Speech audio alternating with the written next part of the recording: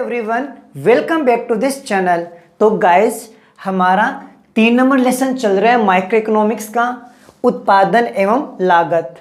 तो last video के अंदर हमने अल्पकालीन लागतों के बारे में डिस्कस किया था, जिसके अंदर हमने इन लागतों की परिभाषा, सूत्र और तालिका के बारे में डिस्कस किया था।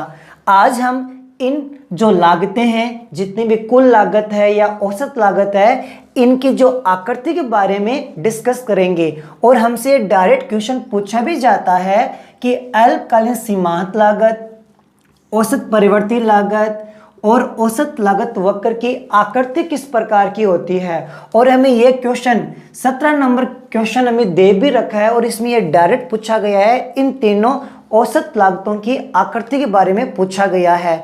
तो आज हम इन तीनों लागतों की आकृति के बारे में डिस्कस करेंगे। यदि आपने इनकी जो परिभाषा है, तालिका है, वो वाला वीडियो नहीं देखा है तो आप इस वीडियो के डिस्क्रिप्शन में जाकर उस वीडियो को देख सकते हो, जिससे आपको इस वीडियो को समझने में आसानी रहेगी। क्योंकि उसके अंदर हमने बताया हुआ है कि तालिका किस प्रकार से बनती है, लागतों में कमी या वृद्धि किस प्रकार से होती है। यदि उस वीडियो के बाद में इस वीडियो को देखोगे तो बहुत जल्दी हमारी आकृति समझ में आएगी। तो चलो वीडियो स्टार्ट करते हैं। तो हमारा क्वेश्चन है, अल्पकालीन सीमांत लागत, औसत लागत और औसत परिवर्ती लागत वक्र की आकृति किस प्रकार की होती है। तो देखो, अल्पकाल में उत्पादन की मात्रा बढ़ाने पर प्रारंभ में सीमांत लागत, औसत परिवर्ती लागत व औसत लागतें तीनों में क्या आती है, कमी आती है।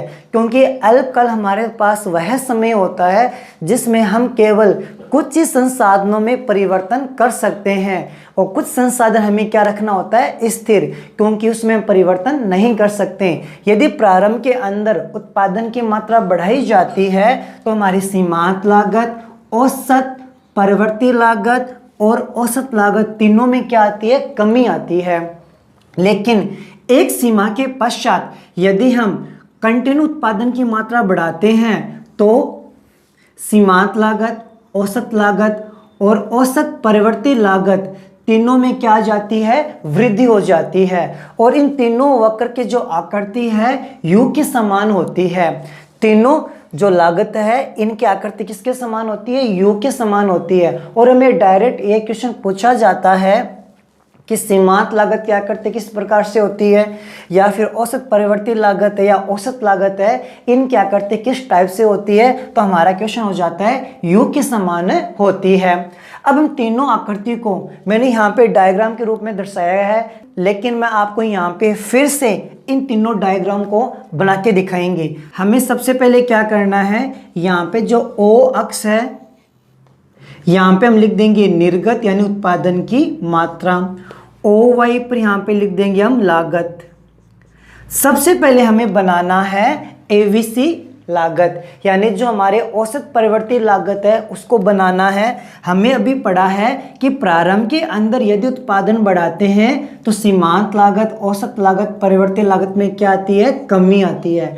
और एक निश्चित सीमा के पश्चात इनमें क्या हो जाती है, वृद्धि हो जाती है। तो हम प्रारंभ के अंदर उत्पादन बढ़ाते हैं तो एवीसी लागत में क्या आएगी, कमी आएगी।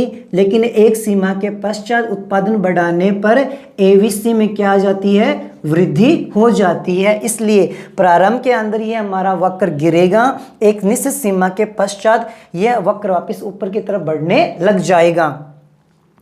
अब देखो कि सीमांत लागत में क्या होता है, प्रारंभ के अंदर ये घटेगा, एक सीमा के पश्चात बढ़ने लगेगा। लेकिन जब तालिका में हमने शो किया था उसमें हमने देखा था कि जब एवीसी वक्र गिरता है तो सीमांत वक्र तीव्र गति से गिरेगा, जब इसमें वृद्धि होती है तो सीमांत लागत में तीव्र गति से वृद्धि होती है। तो इसको हम कैसे डायग्राम बनाना है, प्रारंभ के अंदर इसमें कमी करना है। जो हमारा सीमांत लागत वक्र है, एवीसी वक्र के जहां पर ये न्यूनतम बिंदु होता है वहां पर इसको प्रतिच्छेद करते हुए ऊपर की तरफ जाता है।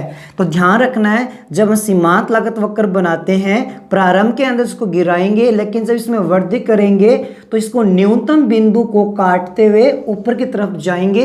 ये हमारा सीमांत लागत वक्र हो जाएगा, एमसी वक्र। तो कहां प्रतिच्छेद किया, इसको न्यूनतम बिंदु पर।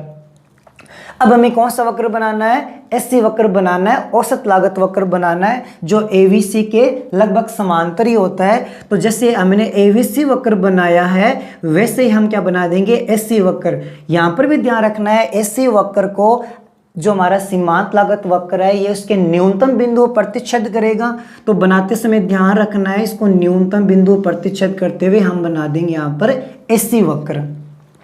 तो इस टाइप से तीनों वक्र को हमने एक साथ दर्शा दिया गया है। बनाने का रूल क्या है? सबसे पहले आप एवीसी वक्र बनाओ। एवीसी वक्र को जो हमारा सीमांत लागत वक्र है इसके न्यूनतम बिंदु काटते हुए ऊपर की तरफ जाता है। फिर हम एससी वक्र बनाएंगे जो हमारे एवीसी के लगभग समांतर ही बनता है, उसको भी जो हमारा सीमांत लागत वक्र है इसको न्यूनतम बिंदु को प्रतिच्छेद करते हुए ऊपर की तरफ जाएगा।